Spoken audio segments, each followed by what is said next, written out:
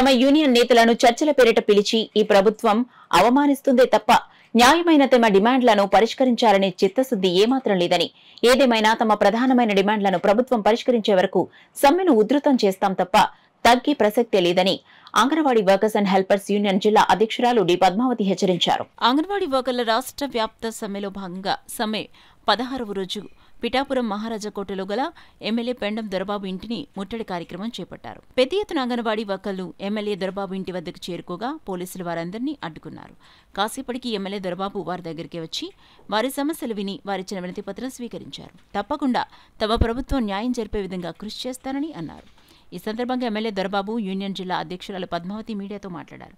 కార్యక్రమంలో పట్టణ police SI Muralimohan, సిబ్బంది, వైసీపీ నాయకులు రెడ్డం జనార్దన్, ఆగంటి ప్రభాకర్, దంగేటి ఆదినారాయణ, కొట్టేటి రాజేష్ తదితరులున్నారు. వీరి యొక్క సమస్యల్ని అన్నింటినీ కూడా అంగన్వాడీలకు తెలంగాణ కన్నా అదనంగా వేతనాలు పెంచాలి, తక్షణమే సుప్రీంకోర్టు తీర్పు ప్రకారం అంగన్వాడీలకు గ్రాడ్యుటీ రాష్ట్రంలో అమలు చేయాలి. ఈ సమస్యలన్నింటినీ కూడా న్యాయబద్ధంగా వీరు కోరడం జరిగింది.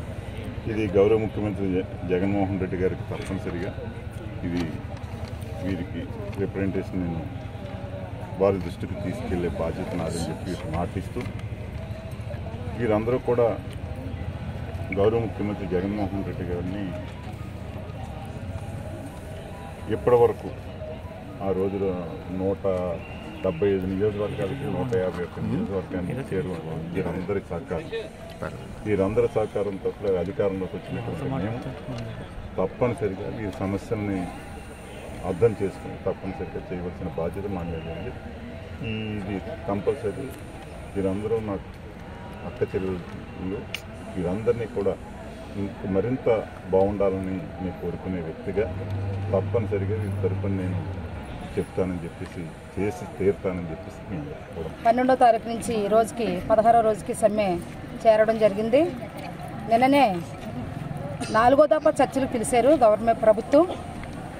మా రాష్ట్ర నాయకత్వాన్ని పిలిచి అవమానపరిచినట్టే చేశారు ప్రభుత్వం. 3 సార్లు చర్చలు ఏమైతే జరిగిందో అదే విధంగా పాడిందే పాట పాస్పళ్ళ దాసరా అన్నట్టుగానే 4వసారి కూడా చర్చలు విఫలమవడం జరిగింది. ఏదైనా కానీ తెలంగాణ కన్నా అదనంగా వేతనాలు చెల్లించేంత వరకు, సుప్రీంకోర్టు తీర్పు ప్రకారం గ్రాడ్యుటీ అమలు చేసి మా ప్రధానమైన డిమాండ్లు అమలు చేసేంత వరకు కూడా సమ్మెను ఇంకా మేము కొనసాగిస్తామని ఈ సందర్భంగా మేము డిమాండ్ చేస్తున్నాము.